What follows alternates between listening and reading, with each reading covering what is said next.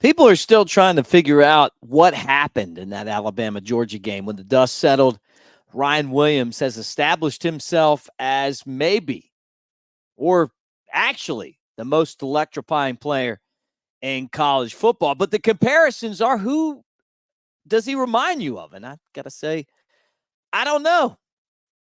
But I'm going to give you my best guess on that. We're going to talk about it here on the Bama Tailgate YouTube channel. Like and subscribe. Thumbs up. Let's get this party started. Who is Ryan Williams, this 17-year-old phenom?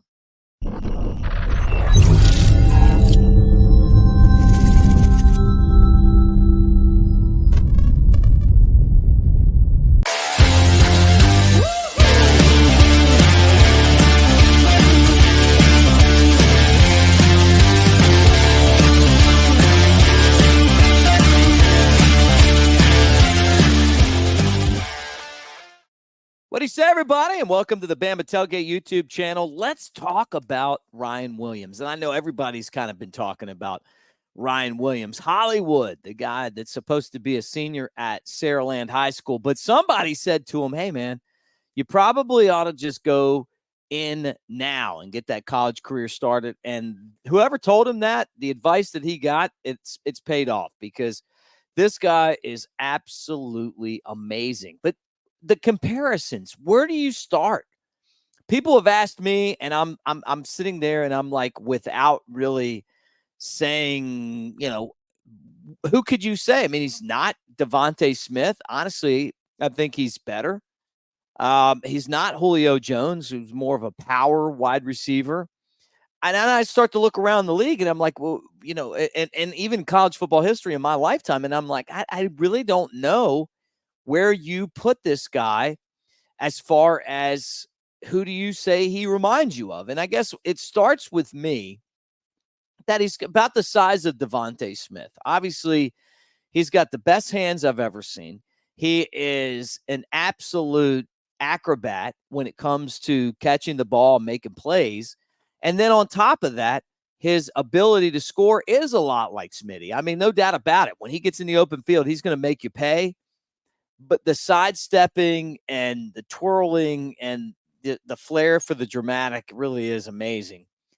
I say he's kind of like Smitty, but he's also like Prince. Yeah. And maybe part of that is that I love when Dave Chappelle on the Chappelle Show would have Charlie Murphy on. He would talk about Prince as a basketball player, but as a performer. This guy just has this it thing, right? Prince had the it thing. Like the artist, like the ability to go out there and do special things and it make it look easy. Yeah, Ryan Williams has all of that. And the game against Georgia was definitely his breakout game. I mean, he's no longer in obscurity. I mean, we all know. Everybody in college football knows now Ryan Williams is the real deal. And I, just from watching football and being around, I always want to say, hey, you know what, man? It'll start to like temper expectations, but you can't do it with this guy. There's something special about what he's able to perform on the field. And part of that, too, is that Jalen Milroe is the quarterback. And Kirby Smart mentioned it in his post-game press conference. It's like, look, if you take the extra guy off of Milroe, he's going to beat you with his legs. But if you put that guy out, if you leave the guy on, a single coverage on Williams, on Hollywood, he's going to beat you too. So you're really in a tough spot with this Alabama offense. And then you throw in Kalen DeBoer, and you throw in a coach who has the right personality for this day and age's players. The guy is all about having fun, and he's all about having the players enjoy what they're doing and it not feeling like work. Like, hey, if you score, celebrate. Enjoy what you're doing out on the field, but be ready for the next play. And I've absolutely loved Kalen DeBoer.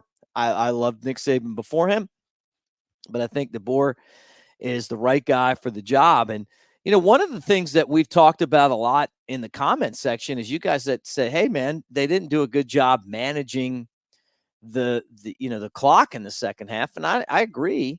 And I feel like that DeBoer's that guy that's going to pay attention to that. I think that Alabama is only going to get better because of the fact that they didn't do a perfect job dealing with the clock in the second half. So I'm excited about where this program is right now.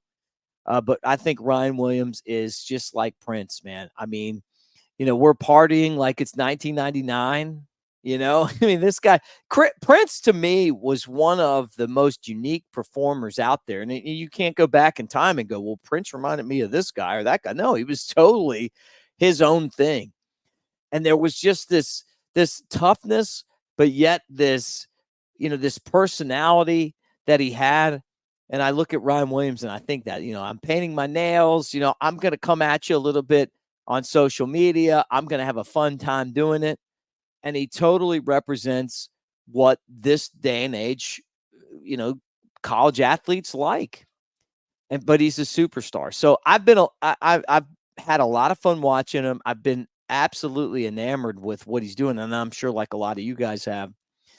And I'm excited about what he's going to do in the future. But that game against Georgia is going to go down as one of the greatest single performances in the history of Alabama football.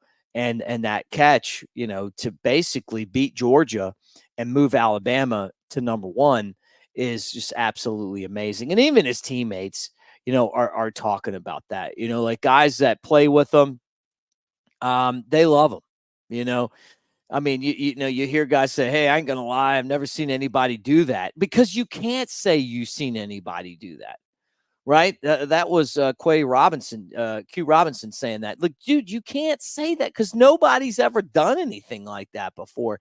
The catch and the spin move, and even had he not made that play, like even had that not happened, and just the catch on Malachi Starks where he popped it up, but everybody's saying that that's what he was doing in practice this year, to the point where Jalen Milroe's like, hey, we need to get this guy with the number ones. Really is amazing. So Bama's number one in the AP poll. They're number two in the coaches poll. And I think that is where Alabama's program needs to be. I think that's what Alabama football is all about. And it's going to be interesting to see how this team is able to deal with the bullseye on their back. Because I feel like up until now, it's been kind of like, hey, we're not getting the respect that they certainly deserved. But now that I think they're going to be ready to go. So that's interesting. Now, with that said, I love this. One of the biggest compliments I can give to Coach DeBoer is taking the stuff that he did, where all the stops that he came in, and look, the guy's been absolutely successful. I mean, look at his win-loss record along the way. I mean, he's been really, really hard to beat. He hasn't lost much at all. I mean, he's got one of the best winning probably the best winning percentage. I mean, when you factor in all of his stops that you're ever going to see in sports.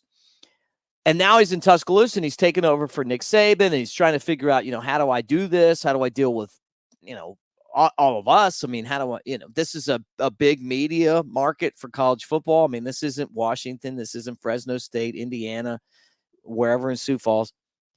And he's embraced the fact that Coach Saban's still hanging around and he's on game day. And now, Terry Saban's on game day as well. I mean, think about you as the head coach. If you were someone that didn't have a lot of confidence, you wouldn't be able to handle this. You'd be like, why is the old coach and his wife there? Why is everybody, they should be worried about us. But Kalen DeBoer has not been that way. And I think that shows you how special of a person he is. Well, one of the things that Nick Saban used to talk about was rat poison, right? He would say rat poison. Like, if the media starts to really tell you that you're good, that's a way for you to lose, because it's rat poison. You're going to be like, oh, well, I'm great. I don't have to worry about anything. So DeBoer and his staff are leaving rat traps around the facility to remind the players that this Vanderbilt team is not bad. This isn't one of the Vanderbilt teams that you're going to just be able to go in there and walk all over. I mean, they almost beat top 10 Missouri, and they should have. They just didn't finish at the end, right? Now they got Alabama coming to town. What an enormous win for them would be to beat a number one Alabama team. Rat traps down. Hey, you guys need to get focused on what we got to do. Beating Georgia's great, but now we got to get to the next game, and the schedule doesn't get easier. Then you got South Carolina, then you go to Tennessee. I mean, it's the SEC. That's why these guys want to play there. That's why everybody cares about it. It doesn't get easier. It's great to beat Georgia, but then you got to start to turn the corner and start talking about other stuff. So that's just the way it is. All right, couple things, guys. First off, as you pimp out your man cave, I'm telling you right now, take advantage of our deal with newlifeart.com. 20% off when you use the promo code Bama Tailgate. Pimp out your man cave. Put those great moments up.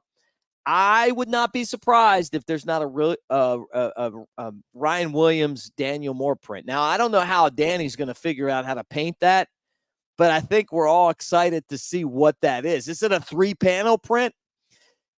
I love his work. It was so awesome having him on this channel a couple weeks ago, and you get 20% off when you use the promo code Bama Tailgate. Now, the other thing is that we're presented by Pearl River Resort. And a lot of you guys you like to put a little bit of cash down on the games. You can do that legally at Golden Moon Casino at the Timeout Sports Lounge. Take advantage of that, man. Go over there and do that. Like, put the money down on the games, but I say it's like pizza money. It's just like, don't put your mortgage on it, but go over there and have a good time. And if you put $50 on the line at the sportsbook or more, you can play Dancing Rabbit Golf Course for $40. That's the Augusta that you can play. The clubhouse is amazing. It really is fantastic. If you get up early for golf, go in there and get the breakfast biscuits. Oh my God, man, they are amazing, and it really is a fantastic time. But Geyser Falls Water Park, you got the spa, and then they got table games and slots. Golden Moon Casino, Silver Star. Scotty McCrary is going to be there, and so is Gary Allen. So that's part of the 30-year anniversary of Pearl River Resort, and man, we really appreciate them. Guys, check them out and roll time.